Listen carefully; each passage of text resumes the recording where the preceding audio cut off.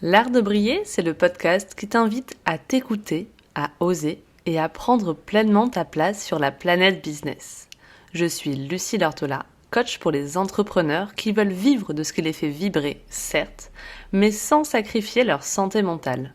Ce podcast, c'est une safe place où je te partage à la fois mon parcours, pas mal de conseils pour t'aider à développer ton entreprise, mais que je parle de mes joies, de mes problèmes ou de tes problématiques.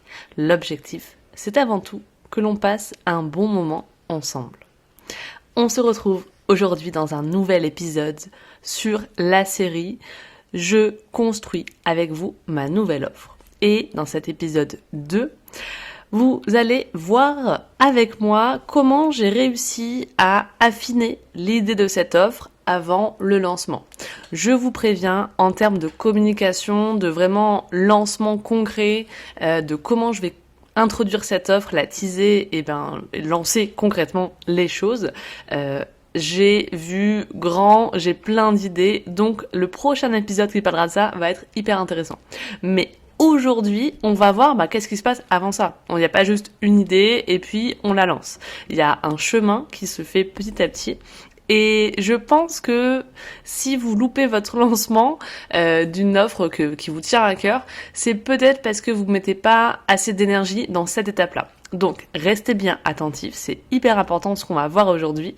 Et donc, je vais vous expliquer comment j'ai validé mon idée, comment je l'ai affinée et où j'en suis avant de lancer l'offre concrètement. Première étape, du coup, la dernière fois je vous avais dit, j'ai commencé à réfléchir à l'offre, qu'est-ce que j'ai envie de mettre dedans, mais surtout la transformation que je veux offrir, quelle sera la promesse, etc. Maintenant, je vais la confronter au terrain. Même si, comme je vous le disais la dernière fois, il y a des personnes qui m'ont soumis leurs besoins pour une offre comme ça, moi là, j'ai besoin de creuser un peu plus. Je vais pas la vendre à une seule personne, cette offre, donc j'ai ressenti le besoin d'aller creuser un petit peu les choses. Donc ça passe par plusieurs étapes. La première étape, c'est de l'observation. C'est un processus vraiment plus passif. Cette étape-là, elle a en fait deux branches. La première, c'est d'observer la concurrence. Aujourd'hui, dans le marché du coaching business, qu'est-ce qui se fait, qu'est-ce qui se passe, etc. Donc déjà, moi, la grosse nouvelle que j'ai eue, c'est que la Micropreneur Academy ferme ses portes. Donc Mylan Ford, qui est la maman de ce programme depuis plusieurs années maintenant, a décidé de changer peut-être de positionnement, d'offre, ça l'a fait plus vibrer. Donc elle ferme la Micropreneur Academy qui est, selon moi, en France, dans le top 3 des plus gros accompagnements business que les personnes font lors d'un lancement. Lors d'un lancement de leur entreprise, je veux dire. Et à côté de ça, il y a un autre programme qui marche vraiment très très bien et il y en a un autre qui, je trouve, en termes de communication, de ce que je ressens, s'essouffle un petit peu. Et je sais pas comment vous expliquer ça, mais en soi, on le dit souvent dans l'entrepreneuriat, c'est pas le tout d'avoir un programme en béton, d'avoir des millions de followers, j'en sais rien. Il faut aussi savoir durer en fait. Il faut pas seulement vendre à un moment T, il faut savoir durer sur le long terme. Et j'ai ce ressenti-là que les gens ne vont plus forcément vers cette personne-là quand elles ont besoin de se faire accompagner, ou alors elles y sont passées dans les prémices, dans vraiment avant même d'avoir peut-être créé leur entreprise. Et du coup, c'est comme s'il y avait un manque que cette personne, elle n'arrivait pas forcément. De mon point de vue, encore une fois, je connais pas l'ampleur de son business et j'évite de la suivre du coup, mais elle ne touchait pas spécialement les entrepreneurs qui avancent sur leur chemin. Vous voyez, moi je suis pas la même entrepreneur il y a 2 ans en arrière qu'aujourd'hui, et donc il n'y a pas de cette proposition de ok, mais après il se passe quoi? Ça va vers d'autres programmes, d'autres entrepreneurs. Donc ça c'est les gros piliers. Et du coup, je vais vous dire concrètement, moi, quand j'ai vu la Micropreneur Academy fermer ses portes pour toujours, je me suis dit, il y a un truc à faire. Il y a vraiment une place qui va se libérer sur le marché du coaching business. Les gens vont avoir besoin d'une solution qui soit innovante, alors pas forcément qui ressemble à la Micropreneur Academy, mais voilà, un programme en groupe, je pense qu'il y a une place à prendre là-dessus. Mais du coup, j'ai réfléchi. Je me dis, est-ce que j'abandonne l'idée numéro 1 que j'avais en tête, donc celle dont je vous ai parlé, pour offrir un programme aux entrepreneurs débutants. Et je me suis rendu compte qu'en fait, dans mon choix, dans mon cœur à moi, dans là où j'en suis aujourd'hui dans ma vie, j'ai plus forcément envie ou j'ai pas envie d'accompagner des entrepreneurs qui viennent juste de se lancer il y a 3 mois, 6 mois, ou même qui n'ont même pas encore créé leur numéro de siret. J'en ai connu qui étaient ultra motivés, j'en ai eu et qui étaient vraiment super.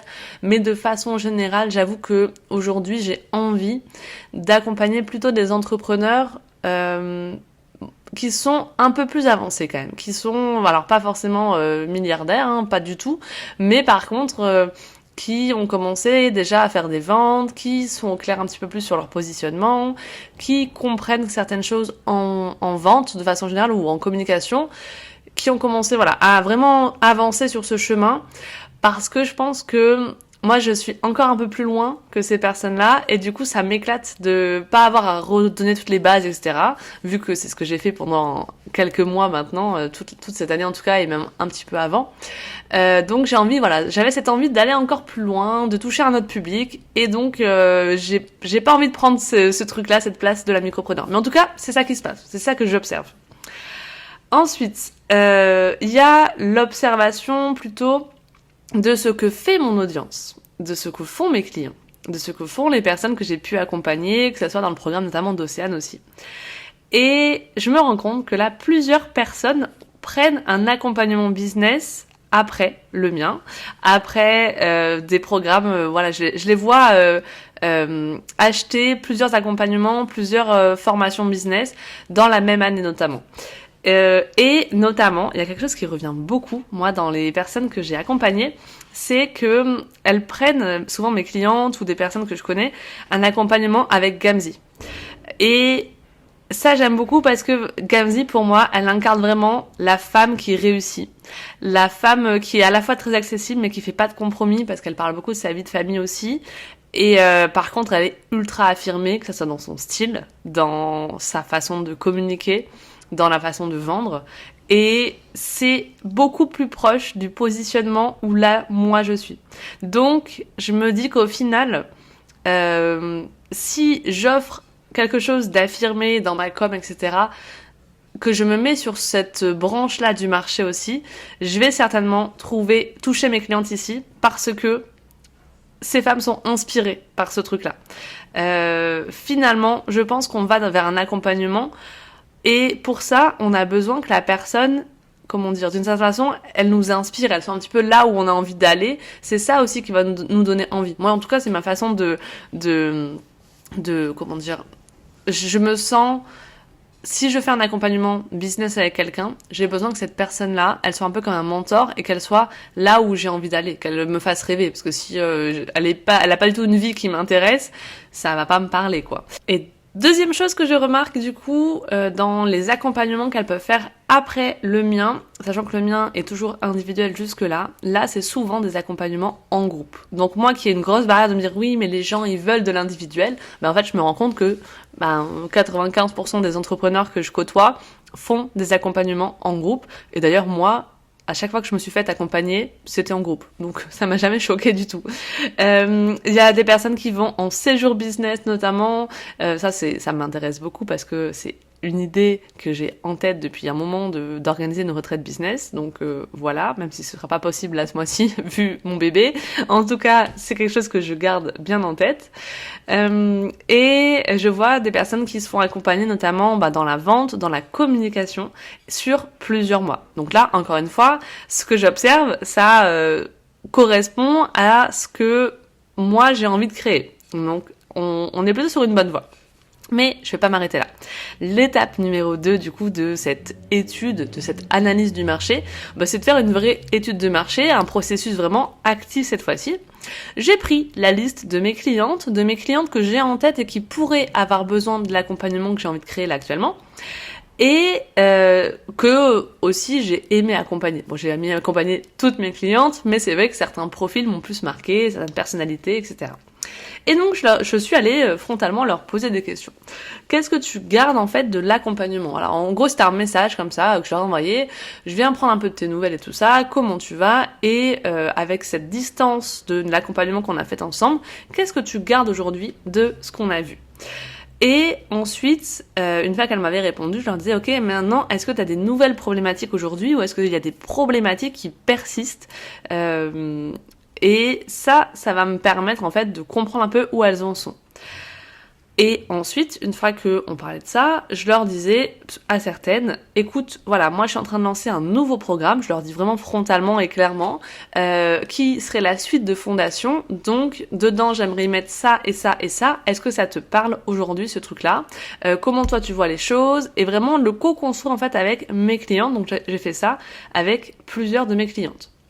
Donc, là, je vais vous donner un petit peu les coulisses. Du coup, les problématiques qui ressortent de mes clientes, c'est la routine d'engagement, du mal à savoir quoi dire, du mal à la suivre sur le long terme. Il y en a qui me parlent aussi de comment se présenter. Par exemple, quand elles sont à une soirée business, un truc comme ça, elles savent pas forcément comment bien se présenter. Elles savent la théorie, mais concrètement, elles ont un petit peu du mal à le faire.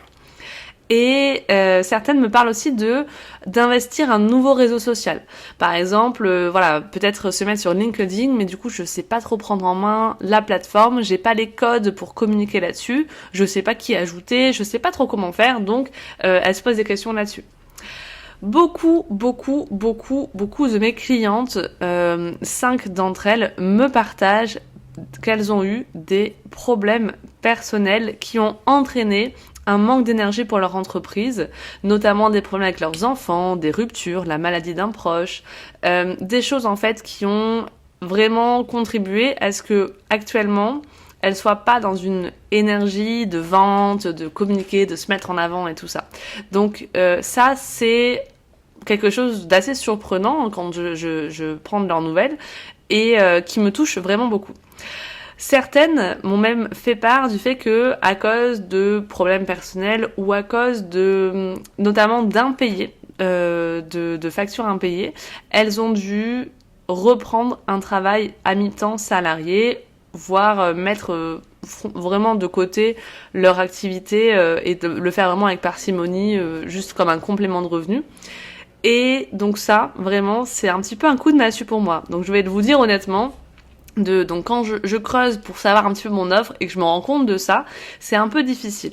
Parce que, vous savez que moi, ce que je le fais avec mon cœur, j'essaie de me donner à 1000% pour mes clientes et de me rendre compte qu'en fait, 1 an après, certaines personnes, elles ont mis de côté leur activité. Je me dis, waouh, qu'est-ce que j'ai fait de mal? Comment ça se fait? Est-ce que c'est de ma faute et tout ça? Et donc, j'en ai parlé à une amie entrepreneur qui m'a dit, en fait, c'est tout à fait normal, c'est statistique. Il y a, quand on ouvre une auto-entreprise, une micro-entreprise, il y a une personne sur 2 qui, dans les 2 ans, ne fait plus son activité. Donc, en soi, peu importe ce que j'ai pu mettre en place ou non avec elle, il y en a forcément dans ma vie qui vont arrêter leur activité malgré avoir fait un accompagnement et avoir pris du plaisir et être totalement satisfaite de l'accompagnement qu'on a fait ensemble. Mais voilà, moi ça m'a mis un petit coup de massue. Et en plus, je me dis finalement que j'aurais aimé être là et le savoir avant. Je me suis dit, purée, les mois sont passés et j'ai pas appris assez de nouvelles d'elle. Peut-être que si j'avais fait ci, si j'avais fait ça. Donc là, c'est un peu mon saboteur qui prend le relais pour me faire dire, en fait, t'aurais dû continuer à les suivre coûte que coûte, alors qu'elle t'avait payé il y a 1 an en arrière. Et à un moment donné, c'est pas vraiment possible non plus. Mais ça contribue aussi un petit peu à cette idée de me dire cet accompagnement complémentaire, il est important. Il est important et ces personnes, elles ont besoin de retrouver du contrat, du chiffre d'affaires. Elles sont parfois en perte d'élan, donc elles ont besoin d'énergie, tout ça. Donc ça, pour moi, c'est quelque chose qui est, vous savez, on parle souvent que le mindset, c'est pas, il y a certaines personnes qui critiquent un peu, se dire oui, mais l'état d'esprit, c'est pas hyper important à travailler, il y a des choses à travailler avant.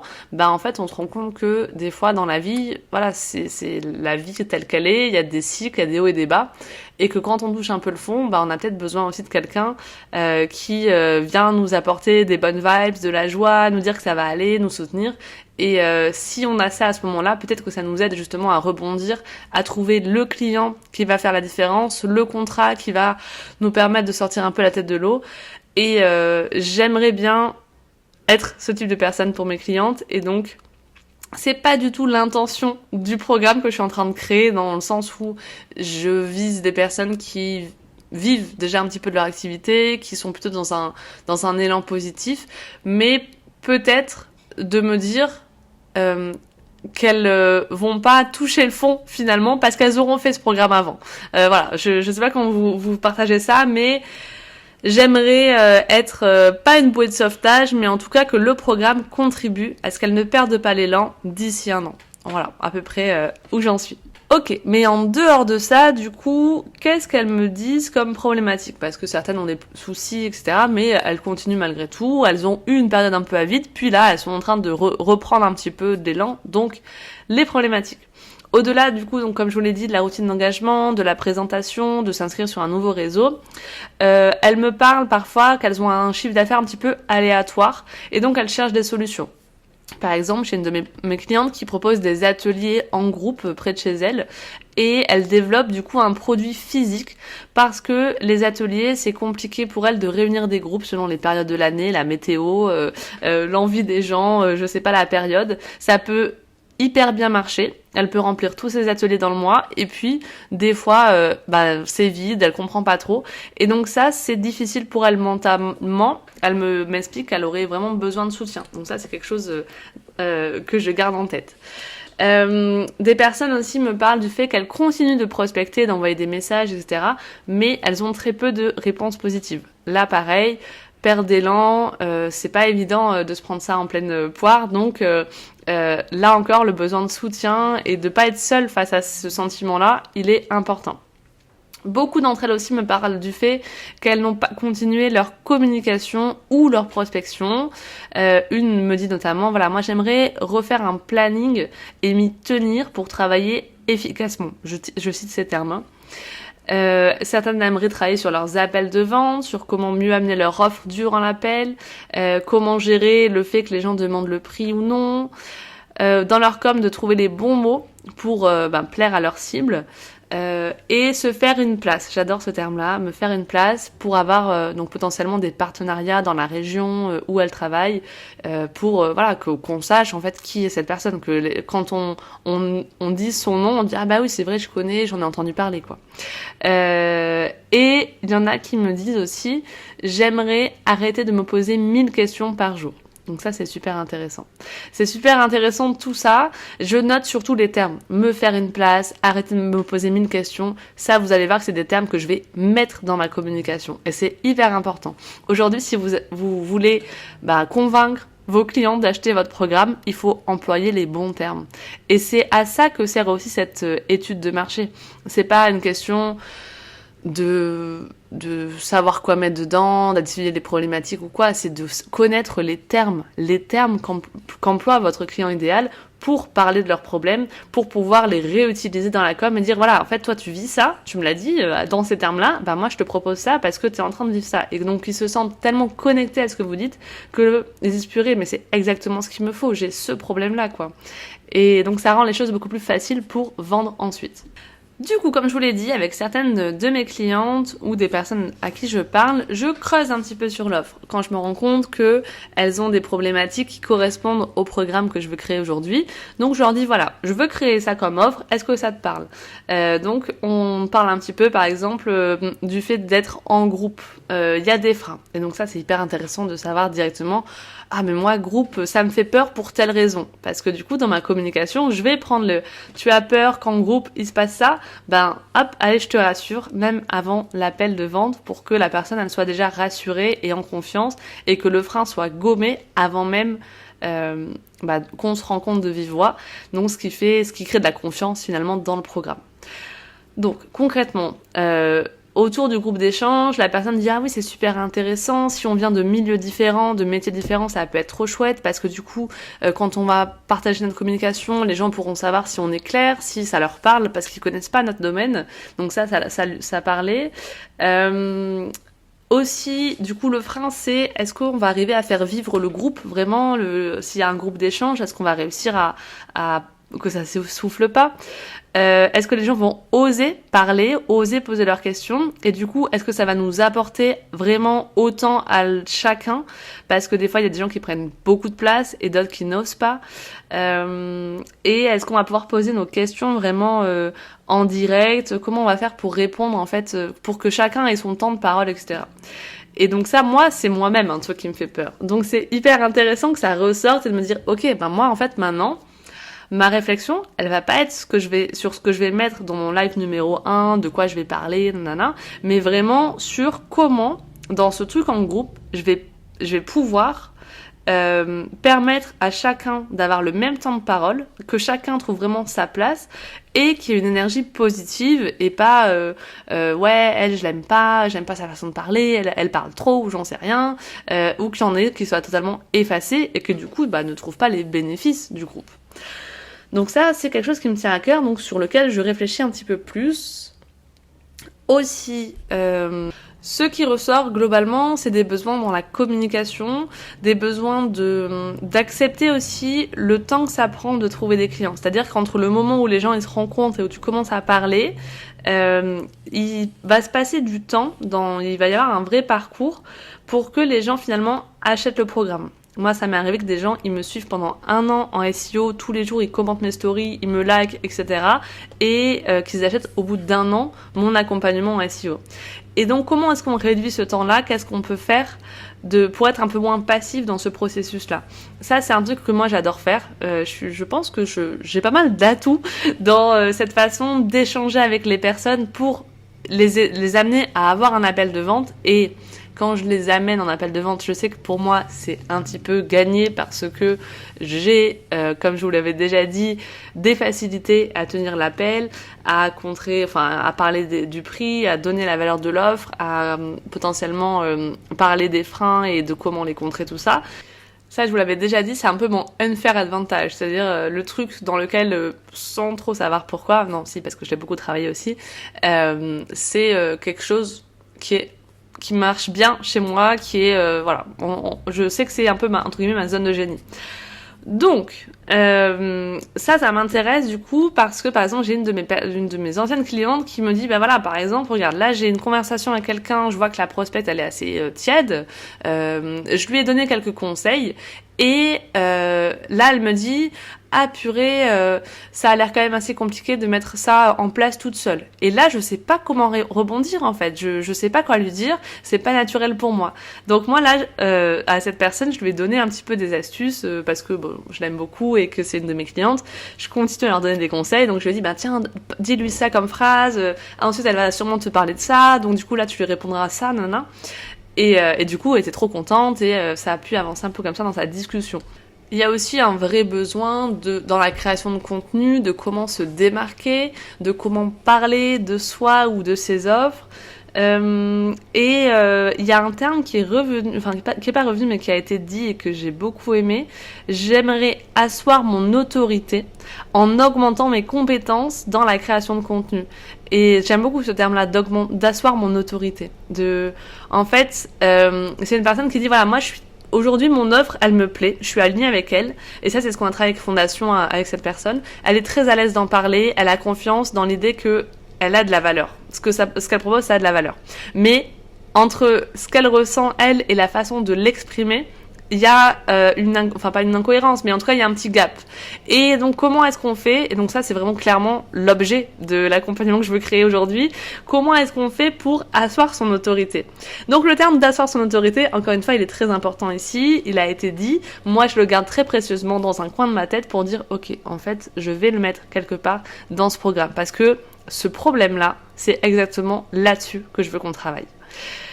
Voilà, donc ça c'est un petit peu l'étude que je fais sur, du coup, comme vous l'avez vu, le marché de façon globale, ce que font les gens de façon passive, et puis une fois que je creuse avec eux, c'est quoi leurs problèmes, comment moi je vais pouvoir les aider, est-ce que, évidemment je vais pas tout faire. Par exemple, je sais pas, s'ils me disent moi j'ai besoin de savoir comment me présenter dans un réseau. ça sera pas le cœur du programme aujourd'hui, ça sera pas le cœur de cet accompagnement. J'ai pas envie de créer un live de 2 heures sur comment se présenter quand tu vas à une soirée d'entrepreneurs. C'est pas quelque chose qui m'anime. Je pense pas avoir une zone de génie là-dedans. Et par contre, demain, je sais que dans le programme, la personne, elle pourra venir avec sa problématique et dire, voilà, moi, il s'est passé ça, je me suis présentée, il s'est rien passé, j'ai dit ça, est-ce que c'était bien, est-ce que c'était mal, comment je pourrais m'améliorer? Et donc, il y a quand même un espace d'échange sur des questions qui soient au-delà des lives. Mais le but concret du programme ne sera pas forcément là-dedans. Donc je prends des choses, je les prends en compte, mais je prends pas tout non plus pour dire ok, donc il faut qu'il y ait tout ça dans le programme. Je fais du tri avec les gens qui m'inspirent le plus, les problématiques qui m'inspirent le plus aussi, et voilà, j'essaie de conforter mes idées. Donc, à ce stade, je reviens à, ok, qu'est-ce que je mets dans cette offre? Concrètement, vraiment concrètement.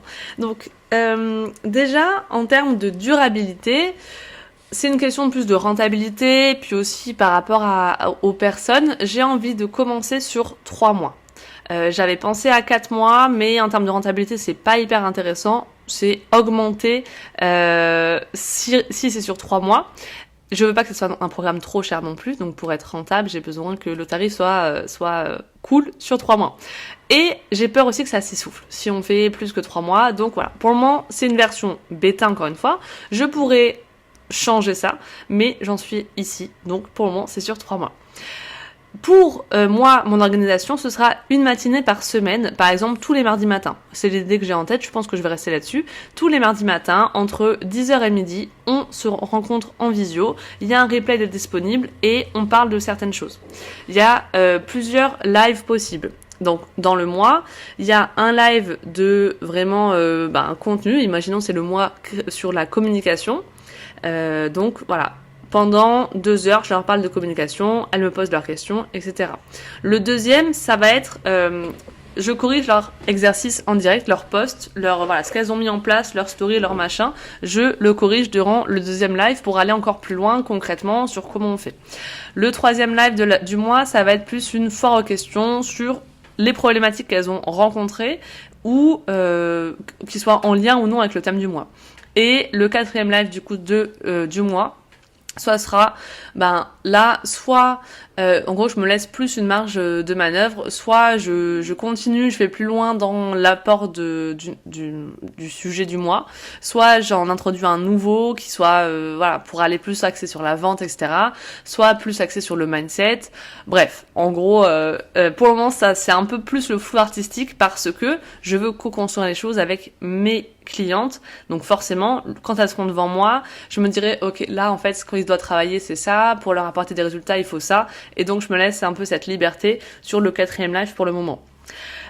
Ensuite, au-delà des lives, du coup, il y aura un groupe d'échange que j'aimerais faire sur Heartbeat parce que je connais cette plateforme du coup, que c'est pas très cher en plus en termes de coût.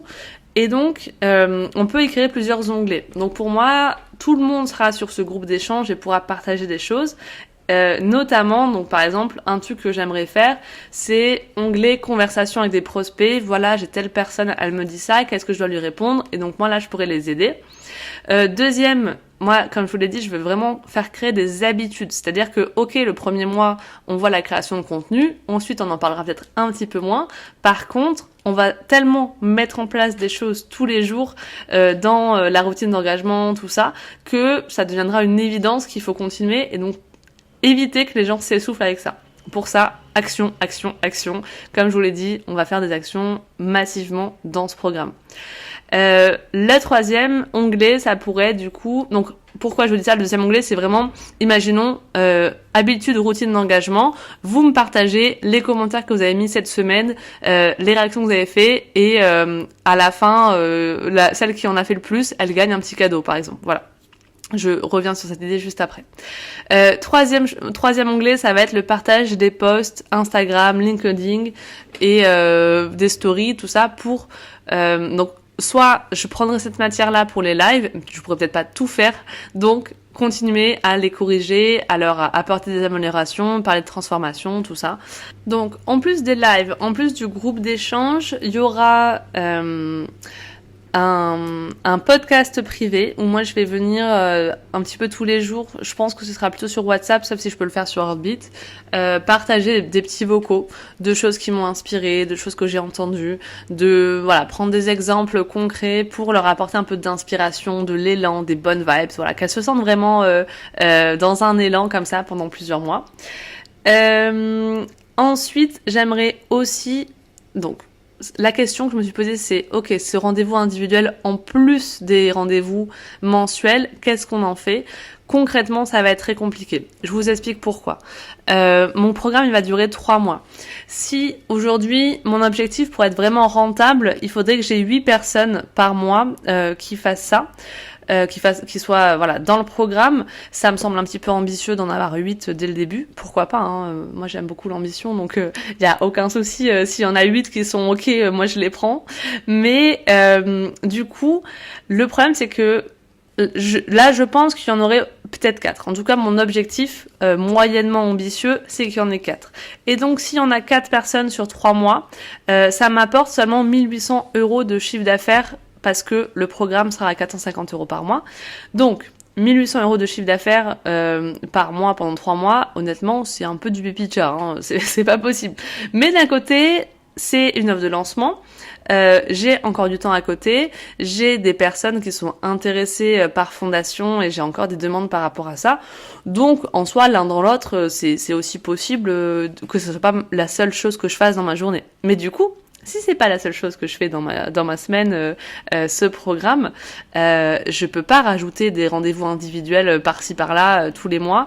Et comme je le disais, je pense que le programme va durer 3 mois. Mais je vais pas faire un lancement tous les 3 mois. Pour commencer, j'aurais peut-être besoin de faire un lancement tous les 2 mois, par exemple. Là, si je lance en novembre, moi, en janvier, j'aimerais faire encore un autre lancement pour avoir une nouvelle promo. Donc, en avoir 2 qui se chevauchent finalement en même temps. Et donc, ça veut dire que si tu rajoutes des rendez-vous individuels, il faut les gérer, il faut les programmer. Et puis, donc, du coup, t'as 2 promos en même temps. Enfin, il y a un moment donné, je vais plus réussir à être seule. Donc, si ça marche très bien, je prendrai quelqu'un avec moi, et j'ai d'ailleurs ma petite idée déjà de qui ce sera, pour avoir une autre coach pour les accompagner individuellement. Mais si c'est au début en tout cas, dans les prémices, alors soit je vois pas assez grand, j'en sais rien, mais ça me semble pas vraiment possible et juste qu'est-ce que ça va amener en fait? À part de la confusion et l'impression d'être dépassée, j'estime que les personnes elles seront assez bien accompagnées en pouvant me voir toutes les semaines. Donc je pense que ça suffit finalement. Et c'est un peu des fois vous savez de l'over delivery où on se dit bah ouais mais si je rajoute ça aura encore plus de valeur. Pas forcément. Ça ajoutera beaucoup de charge mentale, beaucoup de problèmes d'organisation, mais pas forcément tant de valeur que ça. Donc, à la place, je me pose la question de peut-être créer des duos. Donc, c'est-à-dire que, imaginons, il y a 4 personnes dans le groupe, il y en a qui sont 2 par 2, et elles peuvent se donner des petits rendez-vous ou de se partager des petits messages, se poser des questions, et en fait avoir cet élan aussi. En gros, ou c'est peut-être pas très gentil de dire ça comme ça, mais où moi je me détache un petit peu. C'est-à-dire que vu que je peux pas moi les suivre individuellement, bah elles aient cette personne un petit peu référente qui est leur amie finalement, qui et avec les mêmes problématiques qu'elles, mais où au moins elles peuvent partager un petit peu, notamment, je sais pas, moi, je sais que mes clientes, elles font toujours des petites crises de « Oh mon Dieu, mais ça fonctionne pas comme je veux » de temps en temps, hein, c'est normal, et du coup, qu'elles aient cette personne pour un peu les soutenir, et en général, ça se passe très bien, ce genre de relation-là, ça peut devenir des amis sur le long terme, donc ça serait plutôt cool. Ensuite, du coup, une chose que je voulais vous dire, je parie beaucoup sur la gamification dans cette offre. C'est pas quelque chose que j'ai beaucoup fait, mais pour créer des habitudes, je pense que c'est hyper important d'y prendre du plaisir. Je veux qu'il y ait de la joie, je veux qu'il y ait de la légèreté. Ça, c'est quelque chose d'important parce que c'est quelque chose qui me guide en fait. Hein. Moi, je kiffe ce que je fais, je kiffe communiquer, donc je kiffe vendre aussi. Donc, j'ai envie que mes clientes elles y prennent du plaisir aussi. Et j'ai envie d'offrir ce quelque chose en plus qui va faire finalement, la différence peut-être sur le côté, ok, je passe à l'action, mais en plus, je m'essouffle pas sur les 3 mois parce que j'y gagne quelque chose. Et donc, c'est vraiment ça que je disais tout à l'heure dans, ok, je fais ma routine d'engagement, c'est mon habitude, ça me barre un petit peu, mais je sais que à la fin, si je l'ai bien faite, je vais peut-être avoir un petit cadeau, un petit machin. Ça motive et ça participe à l'élan collectif. Avant-dernière chose. Donc, dans cette phase-là, il y a aussi le calcul du coût, de la rentabilité. J'ai parlé concrètement, ouvertement du prix que je comptais mettre avec une de mes clientes qui m'a dit que ça lui parlait, etc. 450 € par mois, ça reste ok pour les personnes que j'accompagne et que je vise, donc ça c'est rassurant. Je partage aussi ça avec une amie entrepreneur qui m'a dit moi un programme un peu de ce type-là, la première fois que je l'ai vendu, il était à 1500 €, donc en gros tu peux même monter à 500. Donc premier lancement, je le ferai à 450 et après je monterai, ce qui est aussi est intéressant pour en termes d'urgence aussi à acheter. Et par contre, en fait, si je mets donc c'est 1350 le prix, en termes de promesses, c'est hyper important, même si moi, ce que je veux, c'est donner de la confiance, c'est leur permettre d'incarner la femme ambitieuse qu'elles sont, de se démarquer de la concurrence, etc. Personne ne va mettre 1350 € pour prendre confiance dans ce qu'elles vendent. C'est un peu, ça marche pas, c'est nul. Donc du coup, il y a vraiment ce travail que je fais sur c'est quoi la promesse de cette offre concrètement. Même si oui, bien sûr que dedans va y avoir du mindset, va y avoir de la confiance, va y avoir de la vision, comment se démarquer dans la création de contenu, mais ça c'est le comment. À la fin, la finalité, c'est quoi? Et donc, quand vous établissez la promesse de votre offre, c'est ça qui est intéressant. Par exemple, vous offrez un coaching SEO, le but, c'est pas de améliorer les pages de son site, faire une jolie page à propos qui raconte son histoire, faire travailler son maillage interne. Non, le but, c'est de trouver des clients grâce à son site. Donc là, c'est un peu la même chose. Du coup, je travaille un sous-titre à mon offre, et donc ce que j'ai mis, c'est incarne la femme ambitieuse que tu es pour vendre plus sans t'épuiser. Donc ça, c'est parlant parce que c'est quelque chose qui revient beaucoup d'incarner, d'être aligné. Une femme ambitieuse, je sais que beaucoup de personnes qui me suivent vont se retrouver là-dedans. L'idée de vendre plus, donc ça, c'est la vraie promesse. C'est-à-dire que il y a la première chose, c'est une vision. Incarne la femme ambitieuse que tu es. C'est la vision que je veux transmettre, la transformation. Mais le bénéfice concret, c'est quoi? C'est pour vendre plus. Et donc ça, c'est quelque chose qui doit être partout dans ma communication. Le but, c'est, bien sûr, ça c'est mignon, t'as plus confiance, tu t'affirmes, mais la finalité, c'est de trouver plus de clients, de vendre plus, d'atteindre un niveau de chiffre d'affaires qui soit, plus élevé.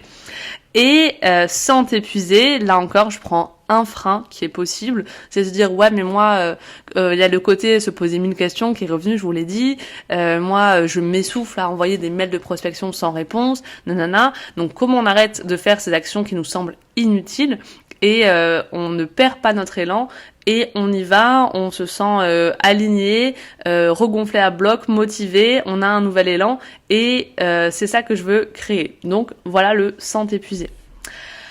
Donc on revient sur la rentabilité. Donc l'idée c'est de dire ok, le tarif il est ce qu'il est, mais par contre moi je pense que c'est jamais une question de prix si les gens ils n'achètent pas, c'est une question de on n'a pas réussi à transmettre la valeur de ce qu'on propose. Donc c'est là-dessus que je travaille le plus, c'est pas sur le ok c'est quoi le calcul des euros, de combien ça va me coûter si je fais ci, si je fais ça, mais par contre c'est vraiment comment je vais permettre que le prix il soit facilement rentabilisé pour mes clientes, je vais les aider à vendre action, et 2, comment je vais faire en sorte de transmettre la valeur avec une promesse qui soit vraiment forte et irrésistible. Donc ça vient avec ce slogan que je vous ai dit notamment, et toute la com va être basée là-dessus, mais j'y reviendrai la prochaine fois. Donc, à 450 € par mois, j'estime qu'il me faut au moins 4 personnes pour être rentable à chaque rendez-vous, que chaque rendez-vous m'apporte autant qu'une personne à fondation, par exemple. Et ce que j'aimerais vraiment c'est qu'il y ait plus de 8 personnes à terme pour être rentable. Donc soit faire 2 promos de 5 personnes ou de 6 personnes, par exemple. Ça, ce serait vraiment un goal. On verra 2026 ce que ça nous réserve, mais en gros, c'est ça. Voilà, et comme je vous disais aussi, j'hésitais entre novembre et janvier. Honnêtement, j'ai arrêté de prendre mon petit saboteur avec moi. Je lui ai dit, toi, tu restes sur la route, le bas-côté, là. Et puis, allez, ok, on y va en novembre. J'ai retrouvé un peu cette énergie, cette hargne pour lancer ça. Je me suis dit, autant la lancer maintenant, parce que dans tous les cas, c'est ce qui me parle en ce moment. Voilà, j'ai une énergie folle quand je parle de cette offre. J'ai envie de le faire. Donc, je préfère la joie à peut-être la rentabilité ou peut-être la rationalité, mais c'est moi. Je suis mon cœur, je suis mes envies. Donc, je fais ça en novembre. Je ne vais pas attendre le mois de janvier parce que ce serait peut-être mieux, parce que ce serait peut-être plus abouti. Je lance cette version-là en novembre et du coup, ok, on se lance dans la communication, dans vraiment le lancement, etc. Et ça va être trop chouette. Donc, je vous en parlerai la prochaine fois. Dernière chose, je vous l'ai promis en story sur Instagram lundi, le nom de l'offre. Du coup, j'ai plusieurs idées. Alors, premièrement, la première qui me vient, c'est Femmes Magnétiques, parce que c'est un programme réservé aux femmes. C'est un truc important, c'est un programme limite féministe pour moi. Donc, je veux qu'il y ait le mot femme dedans. Mais femme magnétique, bon, je sais pas. Si on le dit comme ça, ça pourrait être un programme de relation amoureuse. Voilà, c'est pas hyper parlant, quoi. Donc ça me plaît un peu moins. Du coup, il y a entrepreneur magnétique qui me vient juste après. Mais du coup, même si je mets un E à entrepreneur, quand on prononce ce mot, on le sent pas tant que ça, que c'est un programme réservé aux femmes. Et la troisième idée que j'ai, c'est Magnetic Business School, qui est du coup l'école d'un business magnétique. Mais là-dessus, j'ai un petit peu peur que ça crée une confusion. Parce que si je vous dis que c'est une école de l'entrepreneuriat, ça veut dire que je vise des entrepreneurs qui ont besoin d'apprendre, donc qui sont peut-être aux prémices de leur aventure entrepreneuriale. Et ce n'est pas du tout le public que je vise aujourd'hui. Donc, j'ai gardé seulement Magnetic Business, qui est donc l'offre de cette offre pour se créer un business magnétique. Pourquoi en anglais? Pourquoi ces termes-là? J'en sais rien. Je me dis ça pète, je le vois. Voilà, c'est comme quand tu choisis le prénom de ton enfant, à un moment donné, bah c'est celui-là, et puis tu sais pas pourquoi, c'est comme ça. Donc c'est Magnetic Business, et je rajoute évidemment ce slogan en français pour que ça parle mieux, donc qui est la promesse de l'offre: incarne la femme ambitieuse que tu es pour vendre plus sans t'épuiser, parce que comme ça, on sait très bien, on est dans le vif du sujet, on sait exactement ce qui se passe. Voilà. Écoutez, j'ai le don de lancer ma machine à laver juste quand je veux enregistrer un podcast. Je ne sais pas si vous entendez l'essorage actuellement, mais du coup, ça me dit qu'il est peut-être temps d'arrêter cet épisode de podcast. Je vous ai parlé de pas mal de choses, du coup, aujourd'hui, sur comment j'ai fait mon étude de marché. J'ai affiné l'idée, concrètement, ce que j'ai voulu mettre dedans, comment je fais du tri là-dedans. Et ensuite, comment j'ai calculé ma rentabilité et le nom de l'offre. J'ai pas trop creusé sur la rentabilité parce que les chiffres ne m'intéressent pas trop, mais j'ai vraiment fait ce calcul de ok, combien aujourd'hui dans Fondation je gagne à chaque rendez-vous client que j'ai et combien du coup j'ai besoin de gagner avec Magnetic Business pour ça, pour que ça soit au moins égal, quoi, parce que je vais pas créer une nouvelle offre qui soit moins rentable que la précédente, ce serait complètement débile. Donc ça je l'ai fait. Mais voilà, c'est juste une idée à avoir en tête, c'est pas hyper intéressant de vous le partager. Et voilà où j'en suis, j'arrête de dire et voilà, j'en ai marre de dire donc voilà, et voilà, je suis désolée de faire ces répétitions. Je vous souhaite une très belle journée, restez bien attentifs par contre, parce que du coup le programme Magnetic Business, il arrive demain concrètement, si jamais ça vous a intéressé un peu ce dont je vous ai parlé jusque là, les portes ouvrent officiellement demain au tarif de lancement, vous le savez maintenant ce que ça représente. Et je vais évidemment vous partager toutes les coulisses du lancement. Alors dans un premier temps, je vais vous partager vraiment toute la communication que j'ai faite, le pourquoi du comment, où est-ce que j'ai fait, combien de temps j'ai pris à le faire peut-être même. Et ensuite, je pense que je vous partagerai les résultats parce que je pense que c'est super intéressant aussi de savoir comment s'est passé concrètement, est-ce que j'ai fait des ventes ou pas. J'espère vous dire que j'en ai fait. On a toujours un peu le stress quand on lance une nouvelle offre. Jessica de Prêteur en parlait dans son épisode là récemment de podcast. C'est pas parce qu'on a moi j'ai 8 ans d'entrepreneuriat derrière moi, lancer une nouvelle offre, faire un lancement, on a toujours ce stress avant de se dire est-ce que ça va parler aux gens, est-ce qu'il y a des gens qui vont être intéressés, est-ce que je vais vendre. Mais dans tous les cas, sachez que on apprend toujours, on apprend même plus. Imaginons là demain je lance tout ça et je fais 0 vente, je vais apprendre beaucoup plus de choses que si j'en faisais 12. Donc c'est hyper important aussi de se planter des fois. Je pense pas, comme vous le voyez aujourd'hui, me planter à 1000% avec ces nouveaux accompagnements, mais il y a certainement des choses qui vont être moins bien faites, des leçons que je vais pouvoir en tirer, et donc ça aussi évidemment je vous en parlerai. Voilà, je vous embrasse. N'hésitez pas à noter le podcast sur la plateforme d'écoute où vous êtes si jamais il vous plaît. Et puis bien sûr à le partager autour de vous s'il y a des entrepreneurs en galère qui ont besoin de conseils. N'hésitez pas à les inspirer avec le podcast. C'est gratuit, ça fait du bien. Donc voilà, ne soyez pas timide par rapport à ça. Ok, allez, j'arrête, j'arrive plus à parler. À bientôt!